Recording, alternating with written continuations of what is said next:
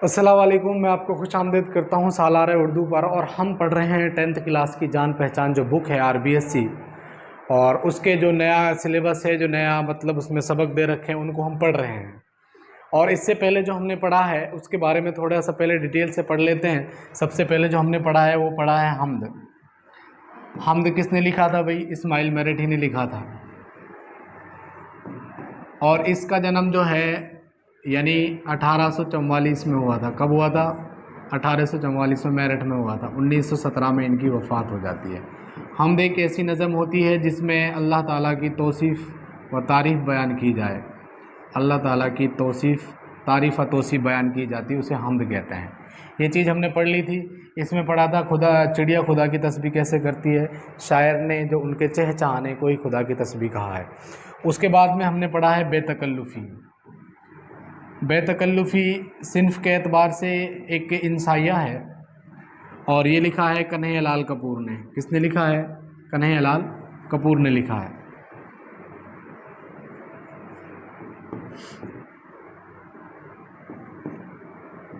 और इसका जन्म जो है 1910 में हुआ था, और 1980 में इनकी वफ़ात हो जाती है। 1980 में इनकी वफ़ात हो जाती है। इसके बाद में हमने पढ़ा है नज़ीर अकबर आबादी, जिन्होंने नेकी और बदी लिखा है।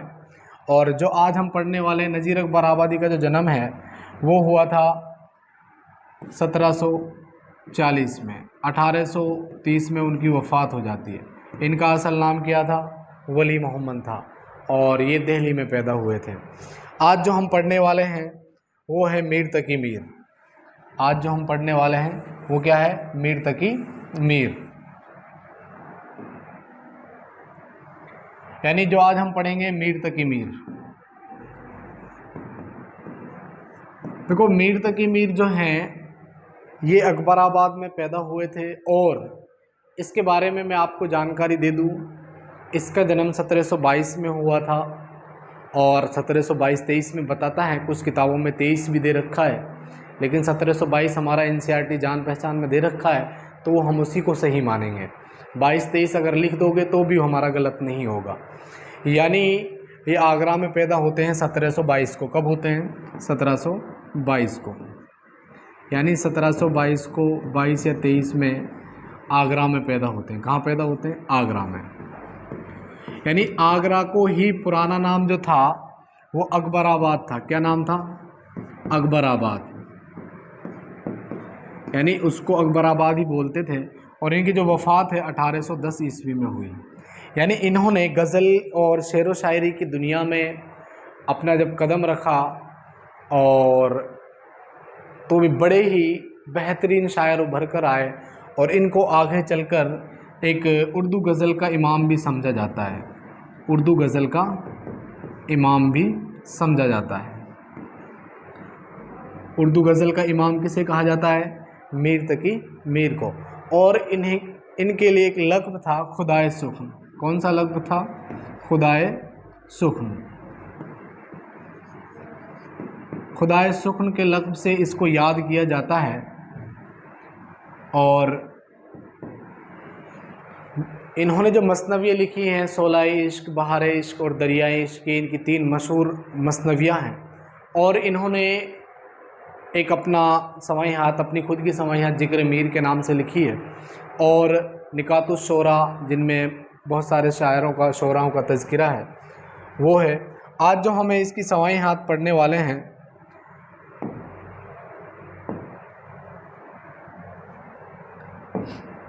यानी हम पढ़ने वाले हैं आज मीर तकी मीर। यानी अब से पहले हमने हमद कंप्लीट कर लिया इस्माइल मेरठी वाला। और इसके बाद में कन्हैयालाल कपूर 1910 में जन्म होता है लाहौर में, और 1980 में उनकी वफ़ात हो जाती है मोगा पंजाब में। उसके बाद में उन्होंने बेतकल्लुफ़ी सबक लिखा, जो सिन्फ़ के एतबार से इंशाइया है। फिर नज़ीर अकबर आबादी, जिनका जन्म 1740 ईस्वी में दिल्ली में होता है, जिनका असल नाम वली मोहम्मद होता है। उसके बाद में उनके 1830 में वफ़ात हो जाती है। उन्होंने सबक लिखा है नेकी और बदी, एक नज़म लिखी है जो हेयत के एतबार से मुसद्दिस है, और जो उनको अवामी शायर भी कहा जाता है। आज हम पढ़ने वाले हैं मीर तकी मीर। यानी जो मीर तकी मीर है, मेरे नज़रिए से बड़ा इम्पोर्टेंट है, क्योंकि इस साल इसमें से सवाई हाथ, देखो हमारे जो नसर और नज़म है दोनों 24-24 नंबर के हैं। यानी आपका कोई भी लैंग्वेज है, एक तो है नसर और एक है नज़म। यानी नज़म देखो, नसर, ये दोनों क्या हैं, 24-24 नंबर के हैं। कितने कितने नंबर के हैं? 24-24 नंबर के। मैंने आपको सिलेबस में बता दिया है। जब हमारा नज़म 24 नंबर का है और जो ये हिस्सा है हमारा, देखो नज़ीर अकबर आबादी, और इसके बाद में मीर तकी मीर, मिर्ज़ा गालिब, अल्लामा इकबाल, साहिर लुधियानवी, बशर नवाज, जिन्होंने नज़में लिखी हैं वो नज़म के हिस्से में आते हैं। यानी 24-24 नंबर के हैं। और नज़म में एक शायर की सवाई हयात भी आपसे पूछी जा सकती है। आज हम पढ़ रहे हैं मीर तकी मीर, जिसका तखल्लुस क्या है? मीर। देखो तखल्लुस की पहचान ये है, तखल्लुस का एक निशान लगा होता है, और जो शायर जो अपना शायराना नाम रखता है उसको हम तखल्लुस कहते हैं। ज़्यादातर वो अपना गज़लों में, मक्ते में इस्तेमाल करता है, गज़ल के आखिरी शेर में। देखो सबसे पहले नाम था उसका मीर मोहम्मद तकी। क्या नाम था? मीर मोहम्मद तकी इसका नाम था। आपको सवाई हाथ लिखने का तरीका यही रखना है बोर्ड एग्ज़ाम में, अगर इसकी आ जाती है, क्योंकि हमारे नंबर नहीं घटेंगे। इसके बाद में दूसरे नंबर पर तखल्लुस, इसका मीर। अगर तखल्लुस ना हो, इसकी जगह पर आप वालिद भी ऐड कर सकते हो, असल नाम भी ऐड कर सकते हो। यानी जो भी आपके याद है, अगर तखल्लुस ना हो किसी शायर का, उसमें आप ये सारी चीज़ें ऐड कर सकते हो। तखल्लुस उसका क्या है? मीर। इसके बाद में जन्म, मैंने आपको बताया जन्म को विलादत भी कहते हैं, पैदाइश भी कहते हैं, और आमद भी कहते हैं। यानी जो इसका है 1722 ईस्वी में, 1722 ईस्वी में। इसके बाद में वफ़ात को रहलत भी कहते हैं, रुखसती भी कहते हैं, और वफ़ात भी कहते हैं, इंतकाल भी कहते हैं। इसके बाद में 1810 में इनकी क्या हो जाती है? वफ़ात हो जाती है। देखो मीर तकी मीर आगरा में पैदा हुए, अभी वो बच्चे ही थे, वालिद का इंतकाल हो गया। उनके वालिद दरवेश शिफ्त इंसान थे। यानी मीर तकी मीर का जन्म आगरा में हुआ, अकबराबाद में, अभी वो बच्चे ही थे, तो उनका क्या हो गया? वालिद का इंतकाल हो गया। उनके वालिद दरवेश शिफ्त इंसान थे, यानी सूफ़ी संत जैसे एकदम दरवेश सादगी वाले इंसान, जिनको ज़्यादातर सूफ़ी कहते हैं। मीर तकी मीर आगरा से दिल्ली में आ बसे। दिल्ली की ज़िंदगी में जब इंतशार पैदा होने लगा तो मीर तलाश माश में लखनऊ चला गया। देखो यहाँ पे दो चीज़ें आपको याद रखनी है, जो आपको याद रखने की है कि दिल्ली जब तबाह होती है, आपने देखा नज़ीर अकबर आबादी दिल्ली में पैदा हुआ, अब्दाली के कुछ हमलों के कारण। मैंने आपसे कहा था दिल्ली कई बार उजड़ी है और कई बार बसी है, उसी के शिकार हुए हैं मीर तकी मीर। यानी जब मीर तकी मीर आगरा में पैदा हो जाते हैं तो उनके वालिद के इंतकाल हो जाते हैं। वालिद उनके कैसे इंसान थे? दरवेश शिफ्त इंसान थे। फिर मीर तकी मीर जो थे अपने गांव यानी आगरा से दिल्ली में आ बसे थे। यानी दिल्ली में आने की वजह यही थी कि कोई काम तलाश करने के लिए, रोज़गार तलाश करने के लिए आ गए थे। जो दिल्ली की ज़िंदगी में जब इंतशार पैदा होने लगा, देखो जो इंतशार है, जब मतभेद, लड़ाई झगड़े, वहाँ की जो माहौल, मतलब उसमें लड़ाई झगड़े सारी चीज़ें पैदा होने लगी, तो मीर तकी मीर ने क्या किया? तलाश माश। देखो यहाँ पे मुजाफ इले है, तलाश माश कहते हैं वैसे तो रोज़गार की तलाश में लखनऊ चले गए। देखो यहाँ इम्पोर्टेंट ये है, तो लखनऊ कैपिटल है किसकी? उत्तर प्रदेश की। यानी लखनऊ जिसके दौर में जाते हैं उस वक्त आसिफुद्दौला थे। कौन थे? आसिफुद्दौला। यानी इसके जब वहाँ पर थे तो उसने इसको बुलाया था और उसके बुलाने पर ही गया था। बाकी इसमें नहीं दे रखा है तो कोई नहीं, लखनऊ गए हैं तलाश माश में, यानी रोज़गार की तलाश में गए हैं लखनऊ। बाकी ज़िंदगी लखनऊ में ही गुजारी और लखनऊ में मीर का इंतकाल हुआ। देखो दो चीज़ें बड़ी इम्पोर्टेंट है कि मीर तकी मीर दिल्ली गया था, लेकिन वहाँ पर जब इंतशार पैदा होने लगा तो वो रोज़गार की तलाश में लखनऊ चले गए। लखनऊ पर ही उसका इंतकाल हुआ। अब हमारे दो चीज़ समझ में आती है, जन्म कहाँ पर होता है इसका? आगरा में। कहाँ पर हुआ? आगरा में। और वफ़ात कहाँ पर हुई? लखनऊ में। कहाँ हुई? लखनऊ में। लखनऊ में इनकी वफ़ात हो जाती है। दो चीज़ें पता चल गया, आगरा में पैदा हो रहा है और लखनऊ में इनकी वफ़ात हो रही है। मीर क्लासिकी उर्दू गज़ल के एक बहुत बड़े शायर हैं। देखो क्लासिकी जो है, क्लासिकी एक ऐसी शायरी होती है जो पुराने अंदाज में बयान की जाती है, उसको क्लासिकी कहते हैं। यानी जो पुराने अंदाज में शायरी बोली जाती है उसको क्लासिकल कहते हैं। उर्दू गज़ल के बहुत बड़े शायर हैं, वो उर्दू गज़ल के इमाम समझे जाते हैं। देखो मैंने इसको अंडरलाइन भी कर दिया है नोट्सों में, वो उर्दू गज़ल के इमाम भी समझे जाते हैं। सादा और आम फहम अल्फाज में सूझ व गदास, ये इसमें जो आया है ये मिसप्रिंट हो गया है, सूझ व गदास की कैफियत पैदा करने में मीर का कोई सानी नहीं। यानी जो अपने अल्फाज में आम बोलचाल में एक ऐसे अल्फाज इस्तेमाल करते हैं जो समझ में आ जाते हैं, जो सादा रहते हैं और उनका कोई सानी भी नहीं है। गज़लों के अलावा शायरी की दूसरी असनाफ में भी उन्होंने खूब जौहर दिखाए हैं। उनकी मसनवियाँ हैं बहार इश्क एक हो गई, दूसरी शोलाए इश्क और तीसरी है दरियाए इश्क, को भी बहुत शोहरत मिली। वैसे तो कई मसनवियाँ हैं लेकिन जो हमारी जान पहचान बुक में दे रखा है 10th क्लास में उसमें ये 3 ही है। उसके बाद में फ़ारसी में उर्दू शोरा का एक तज़किरा है निकातुश शोरा, यानी किस में है निकातुश शोरा? फ़ारसी में है। किस में है? फ़ारसी में है। यानी इन्होंने लिखा है निकातुश शोरा। देखो इसमें बहुत सारे शायरों का जिक्र है, तज़किरा है। कितने शायरों का जिक्र है मैं वो आपको बता देता हूँ। 103 शायरों का इसमें जिक्र है। किसमें? निकातुश शोरा में। फ़ारसी में है, कोई दिक्कत नहीं है। इसके बाद में उन्होंने अपने नाम से, उनके नाम से लिखा है, निकातुश शोरा के नाम से लिखा है। और अपनी सवाई हयात, जो अपनी सवाई हयात है ज़िक्र मीर के नाम से लिखी है। किसके नाम से लिखी है? ज़िक्र मीर के नाम से। और मीर तकी मीर को खुदाए सुखन के लक़्ब से याद किया जाता है। देखो मीर तकी मीर को खुदाए सुखन के लक़्ब से याद किया जाता है। क्वेश्चन आ जाए कि मीर तकी मीर को किस लक़्ब से याद किया जाता है, किस लक़्ब से याद नहीं किया जाता है। ये चीज़ें आपके उम्मीद है कि समझ में आ गई होगी। यहाँ तक मीर तकी मीर का नाम, तखल्लुस, ये सारी चीज़ आपके समझ में आ गई होगी।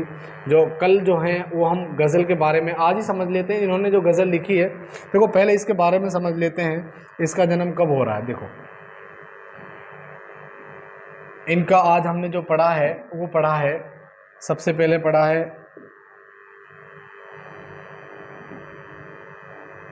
कि मीर तकी मीर का असल नाम क्या है? मीर मोहम्मद तकी नाम है। पहली चीज़ नाम, मीर मोहम्मद तकी। फिर दूसरे नंबर पर तखल्लुस पढ़ा है हमने। तखल्लुस क्या है भाई? मीर। और इसके बाद में इसका जन्म कब होता है? 1722 में। और तुमने ये भी पढ़ा है कहाँ पर हुआ है? 1722 में कहाँ पर हुआ है? आगरा में। कहाँ पर हुआ है? आगरा में। और 1810 में इनकी क्या हो जाती है? वफ़ात हो जाती है। कहाँ पर होती है? लखनऊ में। ये भी आपने पता लग चल गया आपको। लखनऊ इन नवाबों का शहर। ये चीज़ें आपने पढ़ी। इसकी 3 मसनवियाँ हैं। कितनी मसनवियाँ? शोलाए इश्क, बहार इश्क, ये सारी चीज़ें आपने पढ़ी है। उम्मीद है कि आप लोगों के समझ में आ गया होगा। और आज हम थोड़ा सा गज़ल के बारे में पढ़ लेते हैं। बाकी जो इसकी मुकम्मल गज़ल है वो हम कल करवाते हैं। आज देखो गज़ल के बारे में थोड़ा पढ़ लीजिए आप। देखो गज़ल एक जो सिन्फ़ है, एक गज़ल जो है एक अपने आप में एक अलग सिन्फ़ बन चुकी है। ये रहा गज़ल। और देखो गज़ल जो है वो जो एक कसीदा है। क्या है? कसीदा। कसीदे की एक तशबीब से निकला है। किससे निकला है? तशबीब से। तशबीब से ये निकला है। कौन? गज़ल। अब गज़ल जो है, गज़ल की शुरुआत अमीर खुसरो से मानी जाती है। किससे मानी जाती है? अमीर खुसरो से। ये जो एस्टेट वाले हैं सब, उनके लिए जो भी कंपटीशन की तैयारी कर रहे हैं उनके लिए भी ये अच्छा रहता है और अच्छा रहेगा उनके लिए भी।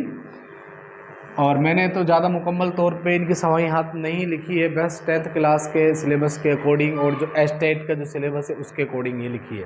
देखो गज़ल जो है अरबी ज़बान का लफ्ज़ है जो उर्दू एक मशहूर तरीन सिन्फ़ बन गई है। जो उर्दू की एक मशहूर तरीन क्या बन गई है? सिन्फ़ बन गई है। गज़ल के लग़वी मायने, देखो लग़वी मायने होते हैं लुगत, यानी लुगत में इनके मायने क्या है? लुगत होता है डिक्शनरी या शब्दावली को कहते हैं लुगत, यानी औरतों से बातें करना या औरतों की बातें करना या इश्क व मोहब्बत की बातें करने के हैं। ये तो इसके क्या हो गए? लग़वी मायने हो गए। देखो आजकल के जो बच्चे हैं सबसे ज़्यादा इंटरेस्ट इश्क और मोहब्बत और प्यार में लेते हैं। वजह यह है कि वो लोग अभी अनजान हैं मोहब्बत से, मोहब्बत के बारे में कुछ भी नहीं जानते हैं। यानी जो हमारी ख्वाहिशात हैं अगर आप लोग उन ख्वाहिशातों के ही पुजारी बने रहोगे तो हम मोहब्बत को नहीं जान पाएंगे। लेकिन जो नए दौर की क्या है,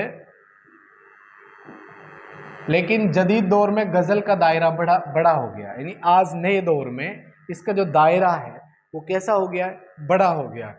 अब इसमें हुस्न व इश्क के अलावा हर किस्म के मज़ामीन बयान किए जाने लगे हैं। अब ज़रूरी नहीं है आप हुस्न व इश्क के ऊपर ही गज़ल लिख रहे हो, आप हर किसी मज़ामीन पर आप क्या लिख सकते हो, गज़ल लिख सकते हो। मसलन अखलाकी, आप अपने अखलाक के ऊपर लिख सकते हो, सियासी राजनीति के ऊपर लिख सकते हो, समाजी माशी और तसूफ़ के मसाइल वगैरह। लेकिन गज़ल ख़ास मौजू हुस्न व इश्क का बयान ही है। देखो ये चीज़ बड़ी लाइन बड़ी इम्पोर्टेंट है, यानी जो ये बताया है इसमें, जो ये गज़ल है, गज़ल का जो ख़ास मौजू है हुस्न व इश्क को ही माना जाता है। यानी बहुत सारे शायर तो कहते हैं अगर जिस गज़ल में औरतों की या खूबसूरती बयान ना की जाए या फिर इश्क मोहब्बत की बात ना की जाए वो गज़ल ही नहीं है। लाइट चली गई है तो इंशाल्लाह कोशिश करते हैं दोबारा से चालू करने की। यानी जो गज़ल जो है, बहुत सारे शायरों ने क्या माना है, गज़ल हम उसको कहते हैं, गज़ल के लग़वी मायने क्या है, औरतों से बातें करना या उनके बारे में गुफ्तगू करना गज़ल कहलाता है। लेकिन जो नए दौर में गज़ल का जो दायरा है वो कैसा हो गया, बड़ा हो गया, वसी हो गया। बड़ा होने से मुराद ये है कि आज ज़रूरी नहीं है कि हम गज़ल जो है हुस्न व इश्क की बातें करेंगे तो ही हम गज़ल लिख सकते हैं, ऐसा बिल्कुल भी नहीं है। यानी आप अखलाकी, समाजी और सियासी और माशरा के लिए, यानी ये सारे तसूफ़ के लिए सब आप गज़ल लिख सकते हो। और दूसरी चीज़ ये है कि गज़ल को पढ़ने से पहले आपको ये पता होना चाहिए गज़ल के मिसरों में क्या होता है, गज़ल के पहले मिसरे को क्या कहते हैं। ये सारी चीज़ों की आपको पता होगा तभी आपको गज़ल पढ़ने में अच्छी लगेगी।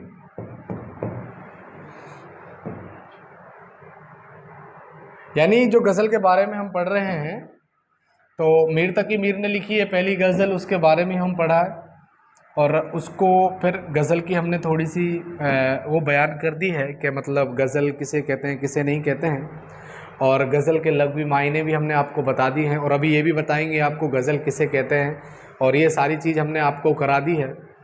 और ये नोट्स आपको सारे कंप्लीट इंशाल्लाह नेक्स्ट मंथ में मिल जाएंगे। उम्मीद है काम बहुत तेज़ी से चल रहा है और दुआ करना कि जल्दी से जल्दी काम हो जाए और तबीयत भी सही रहे, जिसकी वजह से आप लोगों के लिए बहुत आसानी हो जाए। मीर तकी मीर की हमने समाहियात पढ़ ली है। मीर तकी मीर का जन्म 1722 में होता है और 1810 में इनकी वफ़ात हो जाती है। हम चल रहे थे यहाँ पर, इसको थोड़ा छोटा कर लेते हैं जिससे आप लोगों के समझ में आ जाए। यानी हम चल रहे थे यहाँ पर, इसका नए दौर में जो दायरा है बढ़ गया। अब इसमें हुस्न, ये लाइन आपने कर ली थी। इसके बाद में देखो गज़ल का जो ख़ास मौजू है हुस्न व इश्क का बयान ही करना है।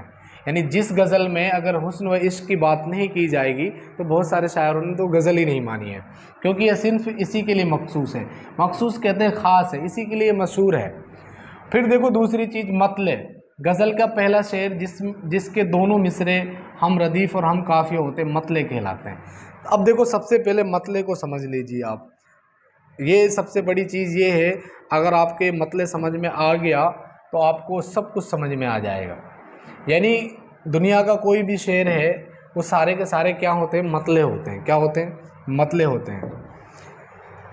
इसके बाद देखो जो हमने आपके लिए बयान किया है वो हम समझा देते हैं एक बार अच्छी तरीके से, जो आपको समझ में आ जाए। देखो कोई भी शेर है गज़ल का, गज़ल का पहला शेर क्या कहलाता है, मतले कहलाता है। अब जैसे मान लो मेरा एक शेर है, जैसे मान लो मैंने तुमको बता भी रखा है, वो मन्नत है मेरी वो सुन्नत है मेरी।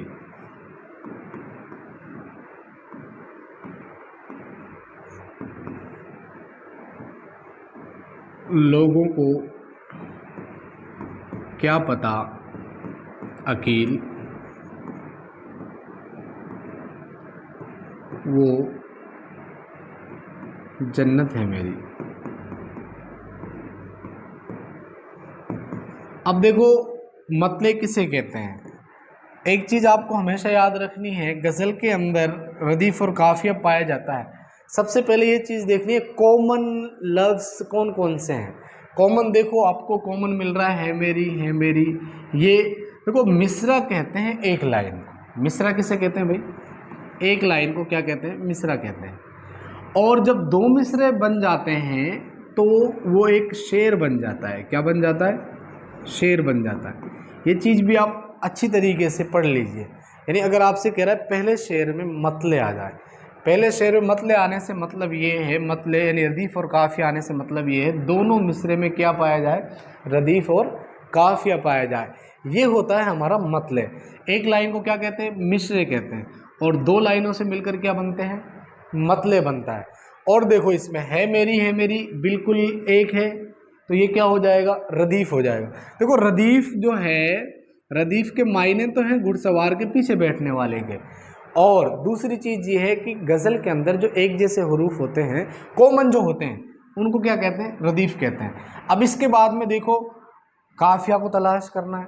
काफिया की पहली पहचान तो ये है, उसकी शुरुआत की शक्ल बदल जाती है, लास्ट की शक्ल नहीं बदलती है। और अगर आपके ये भी याद नहीं रहता है तो ये वज़न के एतबार से क्या रहती है? बराबर रहती है। अब देखो वज़न, अब वज़न करते हैं भाई इनका। अब वज़न कैसे करेंगे? देखो सबसे पहली बात, एक हमने तराजू ले लिया। क्या ले लिया? तराजू ले लिया। क्या मज़े की बात है, आज हमने तराजू पे तोलेंगे भाई। वज़न तो तराजू से ही होगा ना। अब मान लो आपने इधर देखो 2 kg रखा, 2 kg वज़न रखा, 2 kg आपने कुछ भी रख दिया, मिट्टी रखी है, और इधर आपने 2 kg पत्थर रख दिया या फिर आपने लोहा रख दिया। अब मुझे बताओ इन दोनों में बराबर वजन रहेगा कि नहीं रहेगा? रहेगा। अब इनका वजन तोलते हैं। देखो इसमें कितने हर्फ हैं भाई? 3। कितने हैं? 3। ये 3। और इसमें कितने हैं सुन्नत में? 3। अब बराबर है, कोई दिक्कत? किसी को कोई दिक्कत नहीं है। अब देखो हरकत, मन्नत और सुन्नत, हरकत भी बराबर है। यानी वजन के एतबार से कैसे हैं ये? बराबर है। अब जैसे हस्ती अपनी हबाब की सी है, ये नुमाइश शराब की सी है। यहां तक समझ में आ गया रदीफ और काफिया? तो जब पहले शेर में रदीफ और काफिया होता है तो उसे ही हम मतले कहते हैं। मान लो अगर अगले शेर में भी यानी अगले 2 मिसरों में भी रदीफ काफिया पाया जाता, उसे हम हुस्ने मतले कहते हैं। क्या कहते हैं? हुस्ने मतले कहते हैं। क्या कहते हैं? इसको सिर्फ मतले कहते हैं। उम्मीद है कि आप लोगों के समझ में आ गया होगा और आज हम इसको जल्दी कवर करा देते हैं। यानी हम पढ़ रहे थे मतले, यानी गजल का पहला शेर क्या कहलाता है? मतले कहलाता है। क्या कहलाता है? गजल के पहला शेर जिसके दोनों मिसरे हम रदीफ और हम काफिया होते हैं, मतले कहलाता है। कोई दिक्कत? किसी को समस्या नहीं होगी। इसके बाद देखो हुस्ने मतले या मतले सानी, जेब मतले, एक ही चीज है। हुस्ने मतले को मतले सानी भी कहते हैं, जेब मतले भी कहते हैं। गजल के दूसरे मतले यानी गजल के दूसरे शेर के दोनों मिसरे में हम रदीफ और हम काफिया हो तो उसे हुस्ने मतले या मतले सानी कहते हैं। इसके बाद में आता है मक्ते, गजल का आखिरी शेर जिसमें शायर अपना तखल्लुस इस्तेमाल करता है, उसको क्या कहते हैं? मक्ते कहते हैं। गजल का आखिरी शेर जिसमें शायर अपना तखल्लुस इस्तेमाल करता है उसे क्या कहते हैं भाई? मक्ते कहते हैं। जैसे मेरे एक मक्ते एक शेर का कि हमारे दिल की यानी दिल की नीलामी भी, दोबारा से सुन लीजिएगा, बड़ा खूबसूरत मक्ते हैं। दिल की नीलामी भी वहाँ हुई अकील, दिल की नीलामी भी वहाँ हुई अकील जहाँ पूरा शहर ही बेवफाओं का था। तो ये था हमारा एक मक्ते। तो मक्ते में जहाँ पर शायर अपना तखल्लुस इस्तेमाल कर लेता है उसे हम क्या कहते हैं? मक्ते कहते हैं। इसके बाद में बैतुल गज़ल को शाहबैत भी कहते हैं, हासिल गज़ल भी कहते हैं। गज़ल के सबसे अच्छे शेर को बैतुल गज़ल कहते हैं। सर जी सबसे अच्छे शेर को कैसे पहचानेंगे? इसमें आप नहीं पहचानोगे, इसमें पढ़ने वाला या लिखने वाला बता सकता है कि बैतुल गज़ल कौन सा है। इसके बाद में देखो गैर मुरद्दिफ गज़ल, जिस गज़ल में रदीफ ना हो, काफिया हो, तो उसे गैर मुरद्दिफ गज़ल कहते हैं। उम्मीद है कि आप लोगों के समझ में आ रहा होगा। आज हम इसी को करवाएंगे, कल हम गजल को पढ़ा देंगे, ठीक है। गजल में अशार की कोई कैद नहीं है, कितने भी अशार हो सकते हैं। यूं तो गजल उम्मन 5 या 7 शेर होते हैं, लेकिन कुछ गजलों में ज्यादा भी मिलते हैं, यानी कोई कैद नहीं है। उम्मन कम से कम मिनिमम 5 या 7 तो मिलते ही हैं। गज़ल की सबसे बड़ी खूबी यह है कि उसका हर शेर मायने के लिहाज से मुकम्मल इकाई होता है। अब देखो ये बड़ी इंपॉर्टेंट चीज़ है कि गज़ल का हर एक शेर अपने आप में मुकम्मल इकाई कैसे रखता है, ऐसे रखता है। देखो तुम्हारी इसी किताब में दे रखा है मीर तकी मीर की गज़ल जो हम पढ़ाने वाले हैं, कि उसमें दे रखा है हस्ती अपनी हबाब की सी है, नुमाइश शराब की सी है। यानी इंसान का जो वजूद है पानी के बुलबुले की तरह है। बाकी जो ये दिखावा है जो हमें अच्छी लगती है सिर्फ ये एक दिखावा है, ये कुछ नहीं है, एक धोखा है। और देखो इसके बारे में, दुनिया के बारे में बताया, मौत के बारे में बताया, इंसान के। अब ऐसे इससे अगले शेर में नाजुकी उसके क्या कहे, नहीं नाजुकी उनके लब की क्या कहे, पंखुड़ी एक गुलाब की सी है। यानी अब देखो दूसरे शेर में इश्क और मोहब्बत की बात कर लिया। यानी अपने आप में हर एक शेर क्या रखता है, मुकम्मल इकाई रखता है। एक शेर दूसरे शेर से कोई ताल्लुक नहीं होता। देखो पहले शेर में दुनिया के बारे में, दूसरे शेर में इश्क के बारे में, कोई बड़ी बात नहीं है। गजल व नज़म के रदीफ और काफिया को गजल की जमीन कहते हैं। यानी इंसान की जमीन क्या है, देखो हम इंसान जमीन पर चलते हैं, इंसान का वजूद जमीन से है। अगर जमीन ना होती क्या पानी पे हम चलते, नहीं चल पाते। तो इसीलिए क्या है कि गजल और नज़म का जो रदीफ और काफिया है, ये दोनों को ही गजल की जमीन कहा जाता है। और उर्दू गजल गोई की इब्तिदा फारसी शायरी की असर से हुई, फारसी की देन है। बाज़ लोगों ने अमीर खुसरो को उर्दू का पहला गजल को शायर करार दिया है। यानी मैं भी उसे ही मानता हूँ, अमीर खुसरो ही गजल के पहले शायर हैं।